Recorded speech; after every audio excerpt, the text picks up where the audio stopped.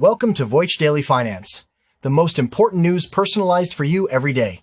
Supported by Voice.com. Today, we have three big stories for you. First up, Donald Trump fires the head of the Bureau of Labor Statistics over a jobs report he calls phony, all while attacking Fed Chair Jerome Powell as markets tumble. Then, we'll get into a Florida jury's verdict against Tesla, a staggering $329 million fine in a fatal autopilot crash, setting a huge precedent for Elon Musk.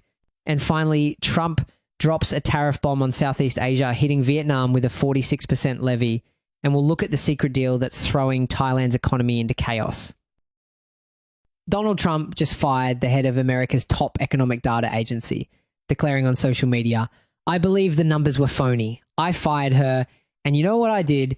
The right thing." This stunning move came just after the Bureau of Labor Statistics reported a number that stopped everyone in their tracks. Employers added just 73,000 jobs. But the rabbit hole goes deeper. The agency also revealed a massive revision, wiping 250,000 jobs from previous estimates. To understand the gravity of this, you have to know that the people who work at these federal statistical agencies are career civil servants, not just political appointees. They operate under a strict code of professional ethics that demands objectivity and transparency. There are even legal safeguards, like the Whistleblower Protection Act, designed to protect them from political pressure, precisely so that we can all trust the data they produce. Firing a leader over the numbers they report strikes at the very heart of that system. Trump cited the revisions as he announced the firing, writing, "We need accurate jobs numbers. I have directed my team to fire this Biden political appointee immediately." What's crucial to understand about these revisions, though, is that they're a normal scheduled part of the process. The BLS uses two massive surveys to get these numbers. One survey calls about 60,000 households, and the other collects data from about 122,000 businesses.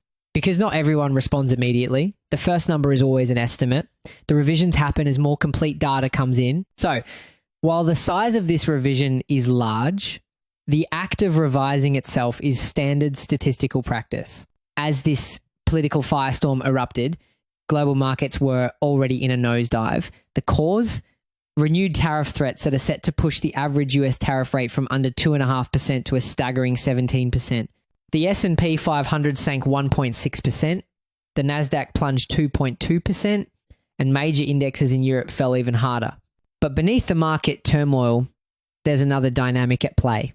A huge portion of modern trading is done by high-frequency algorithms, automated systems that execute trades in milliseconds based on data releases, like the jobs report. These algorithms are built on the assumption that the government's data is reliable. If that assumption is broken, the algorithms have to be redesigned to account for what they call data integrity risk. This could ironically lead to even more volatility, as we saw during the 2010 flash crash, where automated trading amplified a sudden market plunge. The move sent shockwaves through the financial world. One senior fellow at the Peterson Institute for International Economics called the firing five-alarm intentional harm to the integrity of US economic data and the entire statistical system. Another economist warned, if there are any questions around the integrity of the data, it's going to create a lot of problems. And this points to a much darker precedent we've seen in other countries, from Argentina to Greece. When institutional trust erodes, economic stability often follows. And the drama doesn't stop there. Trump also launched a fresh attack on Federal Reserve Chairman Jerome Powell for not cutting interest rates fast enough. In a twist, a voting member of the Fed's rate-setting committee just announced she would resign, giving Trump another opportunity to reshape the country's economic leadership. With markets tumbling and the integrity of official government data now openly under fire, the core question for every investor is suddenly crystal clear. In an information war, what numbers can you actually trust? Now, get this. If trusting government data fades, it could trigger a private data arms race on Wall Street. We're talking about corporations accelerating their turn to private sources, using payroll data from companies like ADP, analyzing credit card transactions in real time, and even using satellite imagery to count cars in retail parking lots. These private data sets can be faster, but they can also be biased or incomplete. For example, ADP's jobs report sometimes tells a very different story from the official government number because they measure things differently. This could lead to a fragmented reality where different players are making billion-dollar bets based on entirely different sets of facts. Please remember, all market data is subject to rapid change, and this report is not investment advice. From a political firestorm over public data, we now turn to a legal one over private technology.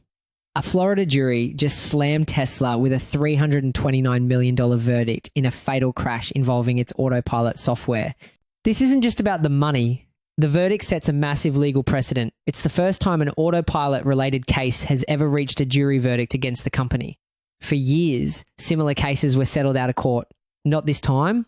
The ruling introduces the idea of shared liability between the human driver and the car's manufacturer, which could completely reshape future lawsuits and even how car insurance works for semi-autonomous vehicles.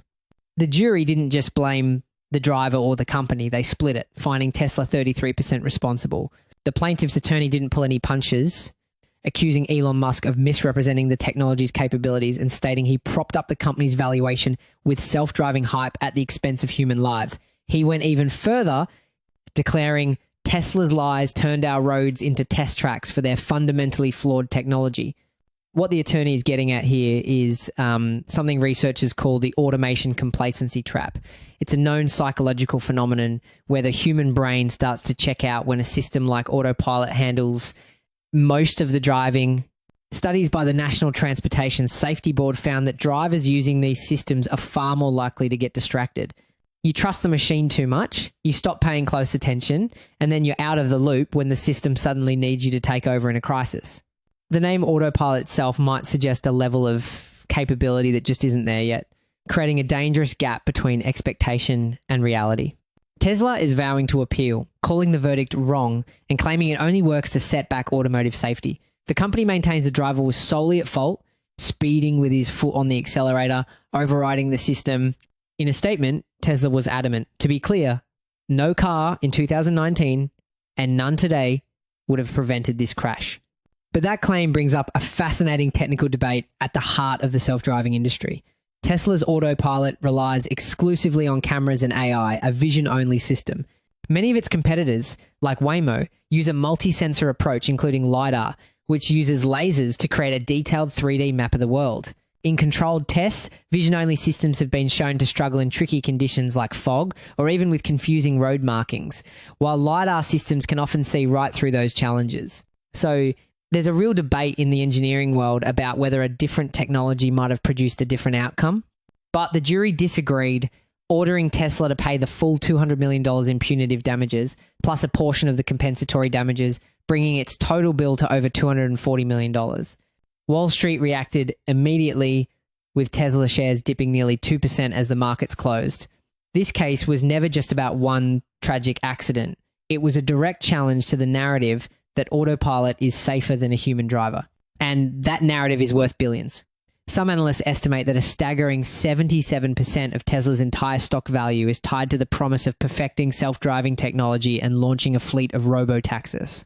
If juries and regulators start poking holes in that story, it doesn't just create legal headaches, it threatens the fundamental valuation of the company. The verdict is already echoing beyond the courtroom. As one robotics professor at George Mason University put it, Tesla is finally being held accountable for its defective designs and grossly negligent engineering practices. The high-stakes battle over the future of self-driving technology just got a multi-million-dollar price tag. Ultimately, this case puts a huge ethical question in the spotlight. Where is the line between deploying a new safety feature and conducting a risky public experiment? The plaintiff's argument that Tesla turned public roads into test tracks is powerful because it challenges the entire beta testing model on our streets.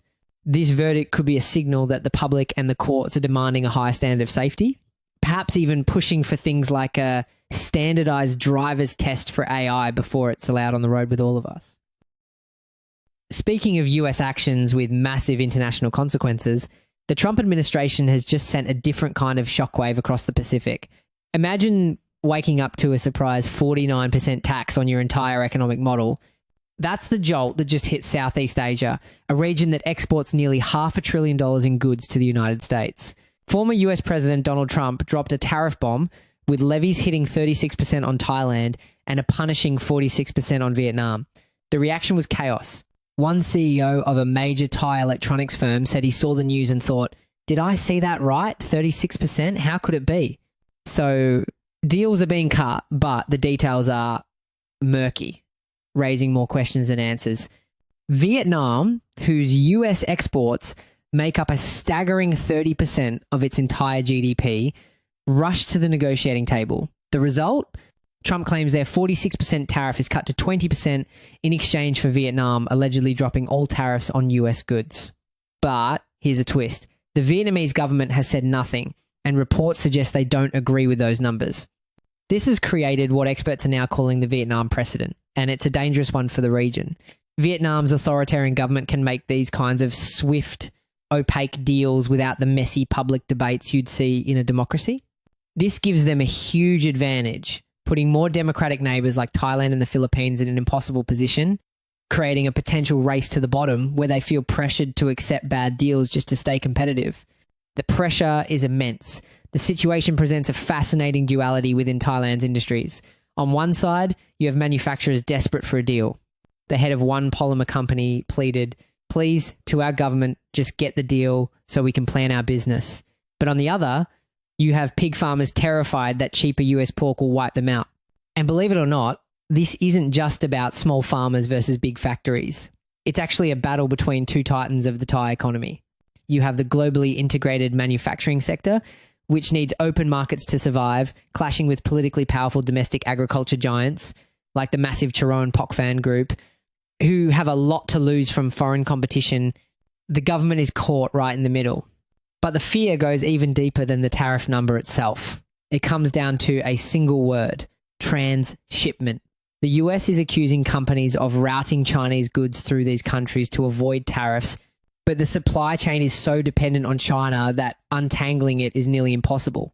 And you have to understand, this is no longer just an accusation. The US has gotten incredibly serious about enforcement.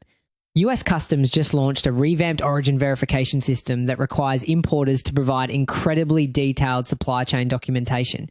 To prove they're compliant, some companies are now turning to high-tech solutions like blockchain and secure QR codes to create a transparent, unfakeable record of where their products and parts actually come from. As one CEO explained, China has the largest and cheapest supply chain.